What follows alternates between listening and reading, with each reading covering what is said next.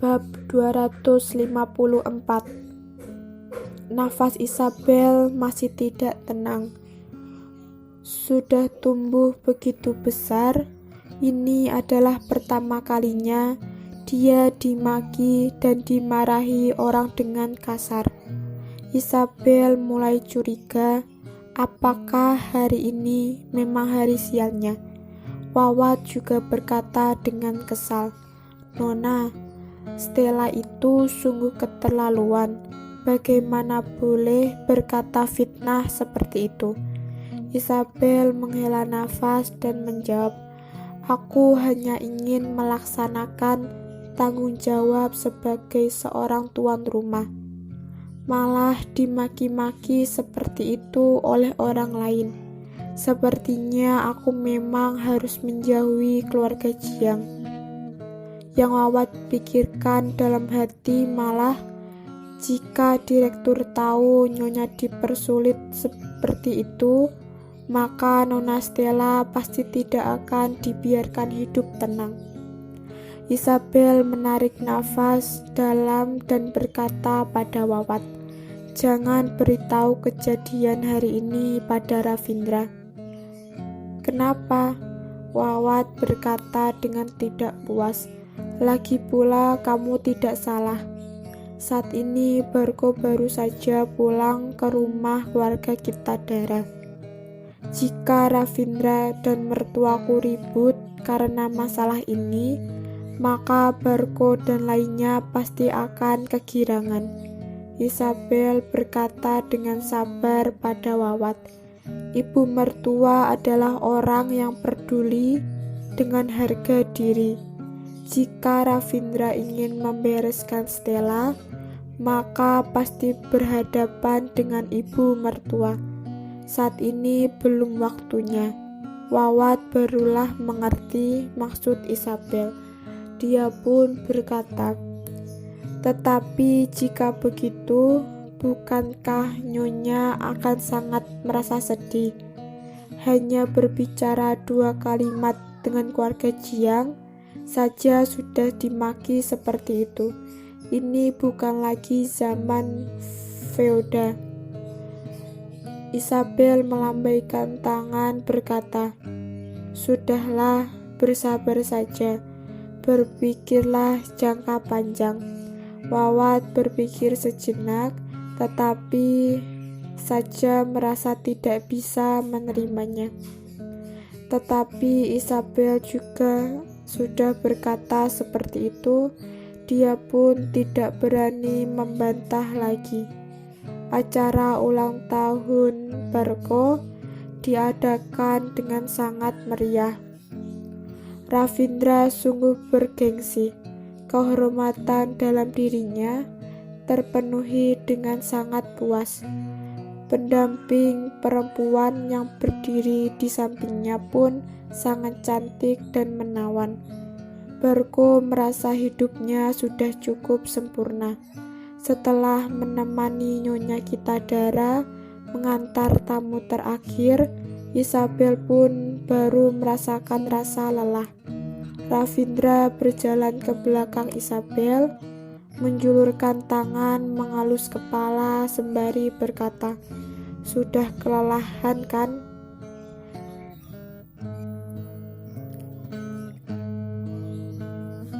Isabel bersandar dengan pelan pada badan Ravindra dan menjawab, "Tidak terlalu kok, hanya sedikit terlalu ribut." "Di mana ayah dan ibu?" "Sudah diantar pulang ke villa." Ravindra menjawab dengan perlahan, "Hari ini Stella sedikit keterlaluan. Kamu tenang saja, aku akan membalaskan kekesalan hatimu." Isabel pun menggenggam tangan Ravindra dan mencegah tindakannya. "Kenapa?" Ravindra mengangkat alis. "Ravindra, sudahlah. Saat ini Barko sedang menatap keluarga kita Dara dengan erat. Untuk sementara jangan mempermasalahkan hal kecil seperti itu." Isabel menghela nafas dan lanjut berkata, Lain kali aku akan menjauhi keluarga Jiang. Aku tidak ingin ada hubungan apa-apa dengan nona besar itu. Atas dasar apa dia disebut nona besar? Ravindra berkata dengan remeh. Seorang anak asuh, hanya sebuah mainan saja. Isabel mengerutkan kening. Dia melihat Ravindra dengan tidak mengerti. Dia tidak memiliki hak ahli waris loh, Ravindra menjelaskan. Keluarga Yan mengangkatmu sebagai putri, dan kamu malah memiliki hak ahli waris. Mengerti maksudku kan? Isabel sangat terkejut menyadari kenyataan itu. Keluarga Jiang memang mengangkat Stella, tetapi hanya akan mengasuhnya hingga tumbuh besar. Untuk kedepannya hanya akan membelikan sedikit perhiasan pernikahan untuknya. Selain itu tidak akan mendapatkan apa-apa lagi. Semua kekuasaan keluarga Jiang tetap berada pada tangan Stanley. Dan Isabel, meskipun belum bergabung dengan keluarga Yan secara hukum, tetapi keluarga Yan malah telah mengakui hak ahli waris Isabel. Ini sungguh berbeda jauh. Setelah berpikir demikian, Isabel pun merasa Stella sangat kasihan. Sudahlah, tidak terlalu marah padanya lagi. Mengurus rumah, mengarahkan para pembantu, membersihkan dan merapikan ruangan pesta dengan cepat. Dia pun berjalan mendekati Ravindra, dan Isabel menundukkan kepala dan berkata, "Tuan, Nyonya, makanan sudah disiapkan. Nenek meminta semuanya masuk ke dalam." Makan malam ini termasuk makan bersama pertama dalam keluarga besar itu.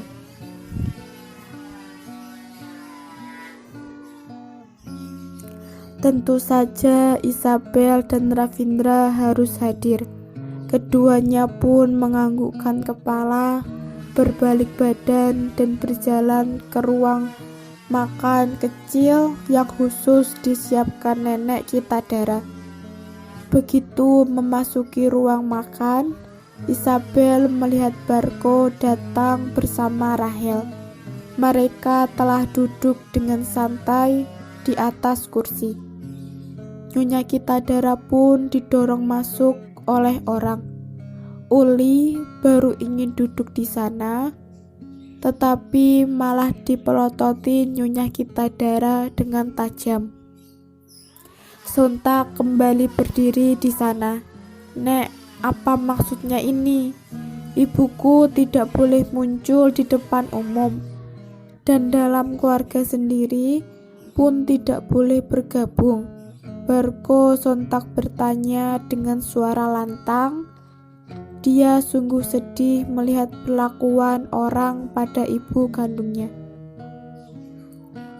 Nyonya Kitadara berkata dengan suara dingin, "Apakah ini cara kerja tuan muda kedua? Sebagai tuan muda kedua dalam keluarga Kitadara, bisa-bisanya kamu duduk mendahului orang tua. Lalu, untuk apa kamu membawa seorang perempuan duduk di sampingmu?" Ekspresi wajah Rahel sedikit berubah. Setelah berbincang-bincang hari ini, bisa dibilang Rahel dan Nyonya Kitadara telah memutuskan hubungan. Rahel memang sengaja terang-terangan menemani Barko di sana untuk menantang Nyonya Kitadara. Nyonya Kitadara yang dulu sangat menyukai Rahel, saat ini malah sebaliknya. Anjing peliharaan menggigit majikannya sendiri, Rasanya memang sungguh menyakitkan. Barko menunjukkan Isabel sambil berkata, atas dasar apa kakak boleh menikah setelah memiliki anak, dan aku malah tidak boleh mencari pacar? Kenapa aturan ini hanya berlaku untukku? Bagaimana dengan kakak?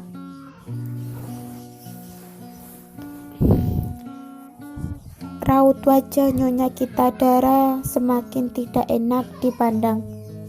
Nenek Kitadara berjalan datang dengan pelan. Apa yang direbutkan?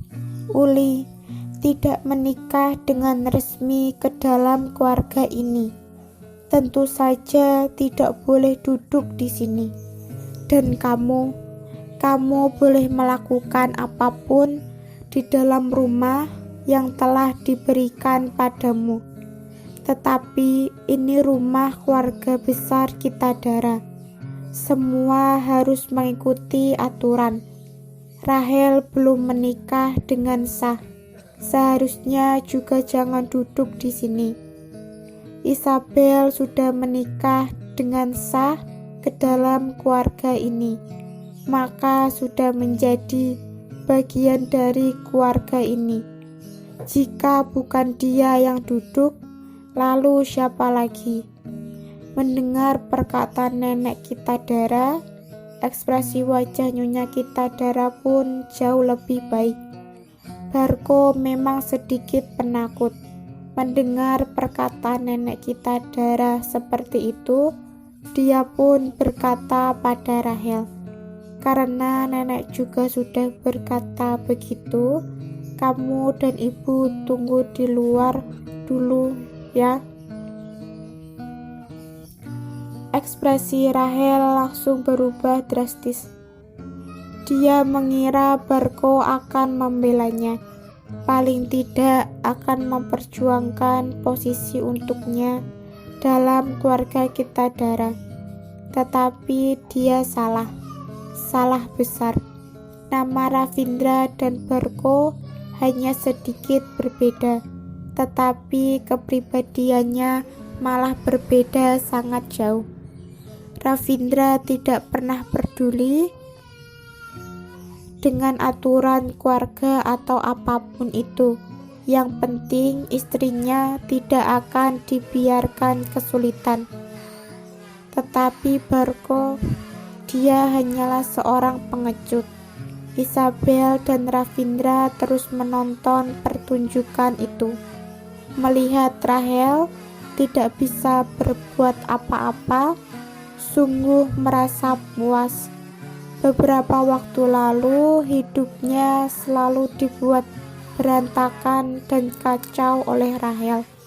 Kini roda kehidupan telah berputar. Hanya saja Rahel, sebelum kamu melepaskan Ravindra dan memiliki Barko yang baru saja kembali itu, apakah kamu sudah mencari tahu tentang dirinya?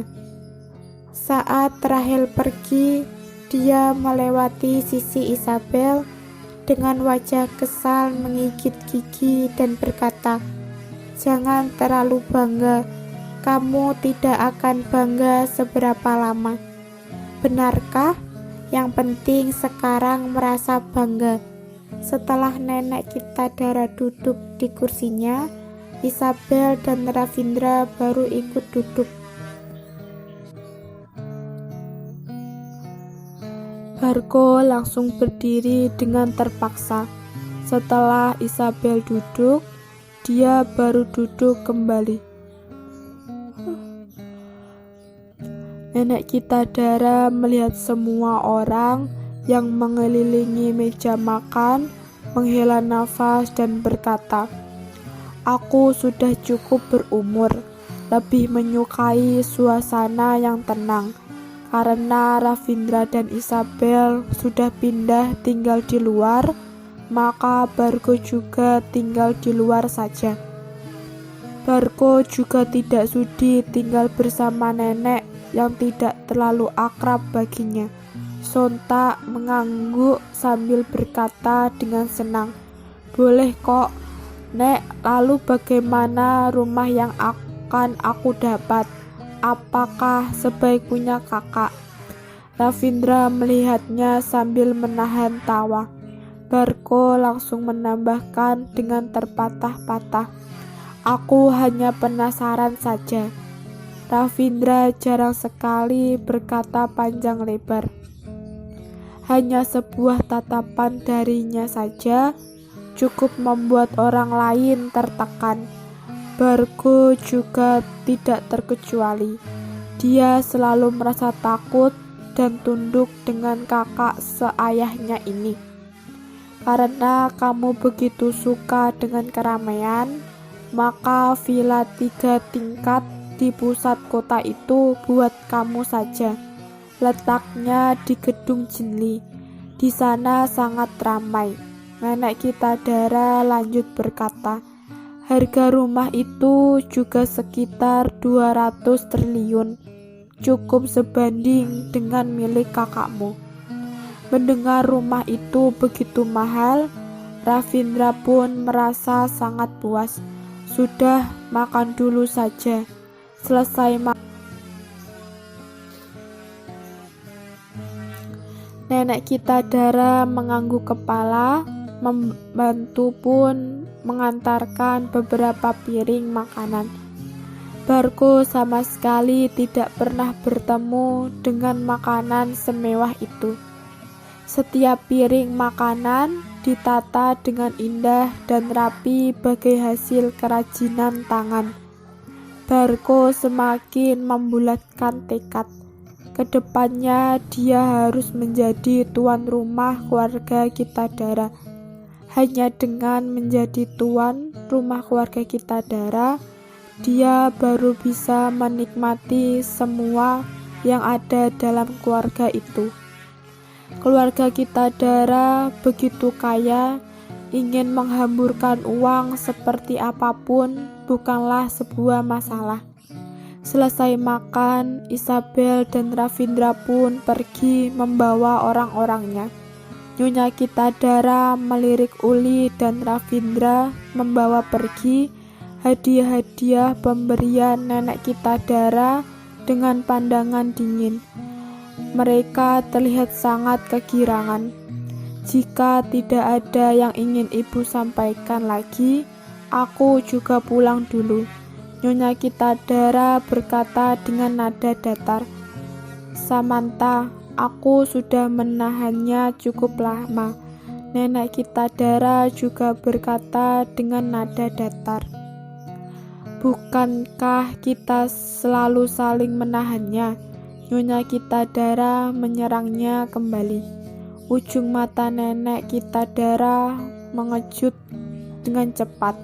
Tanpa berkata-kata lagi, dia melambaikan tangan dan langsung pergi bersama asistennya. Nyonya kita Dara pun pergi dengan bantuan pembantu.